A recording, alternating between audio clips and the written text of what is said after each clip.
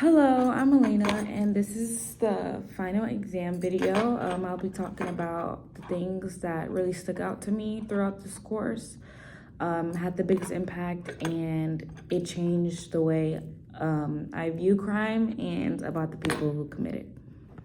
Okay, so starting off, one crucial, point that really stood out to me was the social structures like power, inequality, and shape behavior. Before the class, I used to think criminals were criminals because they choose to be criminals and they're just bored and there's no real context behind it, which that might be the reason sometimes, but majority of the time, after learning about like the Marxist criminology and the social strain theory, it helped me understand that offenders are shaped by environments they grow up in, by the people they surround themselves with, etc., by what they see on social media, just from basically what comes in through the eyes, through the ears, basically. Most of the time, these criminals are lacking resources, are lacking community, are lacking good leadership, are lacking money, are lacking just good people around them in general. So I used to think like, why do they do these things? What is the point? Then now I kind of think like, what circumstances push them there? What did they go through? What do they see for them to commit these crimes? Like, what is the context?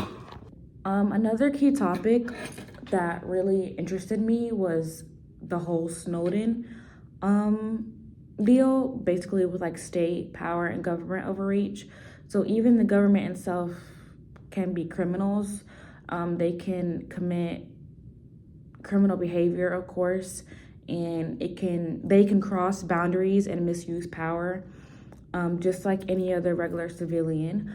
And people who expose that are labeled criminals themselves, but then it's like a double standard because the government wasn't fully in the right.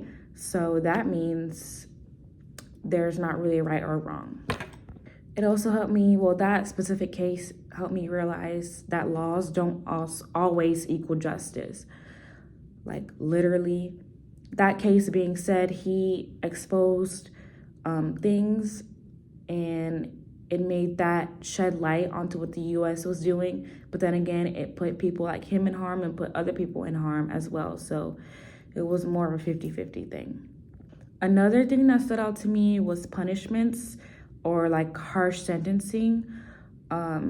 It's really eye-opening because it makes me wonder, like, what is the punishment really for? Is it for rehabilitation, revenge, deterrence, lesson learning? Like, what is it really for? Revenge, you know what I mean?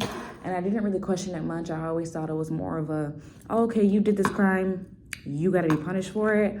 But now I see it's deeper than actually being punished for that, and some punishments may feel satisfying emotionally to the people who want justice, but then they don't always change behavior or reduce crime.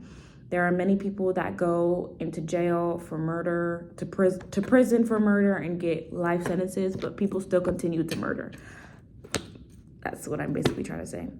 So I'm gonna wrap it up. Overall, this course made me see things beyond what the eyes can see. So basically, it's not just thinking that these criminals, these offenders are bad people, right? But now I see them with just regular people. Now I see them as regular people with bad experiences, bad pressures, disadvantages, bad mental health, maybe. It's not just a person that's bad, or maybe not even a bad person at all. It's just what they have to go through. And understanding those things in a deeper level really feels important, because if we want to create a better criminal justice system, fair systems, and prevent crime in meaningful ways, you really got to break it down and fully comprehend how everything is in the context. So in the end, I'm taking what my takeaway from the class is that crime is just not about individual morality. It's more about society, opportunity, and power. And human circumstance. Thank you so much. I really enjoyed this class.